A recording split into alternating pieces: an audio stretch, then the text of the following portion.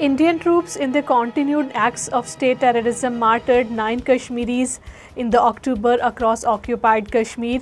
According to the data issued by the research section of Kashmir Media Service today, of those martyred, 3 were killed in the fake encounters staged by the Indian Forces personnel in 2 different areas. These brutal acts left 3 women widowed and 6 children orphaned.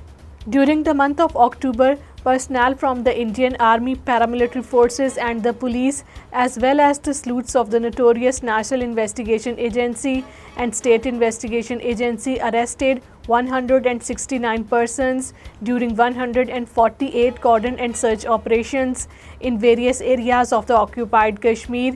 Since 1989, Indian state terrorism has resulted in the killing of 96,373 Kashmiris. Illegally detained all parties Hurriyat Conference leaders Maulvi Bashir Irfani and Bilal Siddiqui condemned the New Delhi's appointed Lieutenant Governor's celebration of the so-called Union Territories Foundation Day. In the message from the jail, they asserted that the Modi regime's revocation of the occupied Kashmir's special status has eroded the Kashmiris' identity, and the latest celebration has further exposed New Delhi's nefarious agenda. Surinder Kumar Chaudhary, Deputy Chief Minister of Occupied Kashmir and National Conference leader, reaffirmed his party's rejection of the BJP-led Indian government's decision to convert the region into a union territory.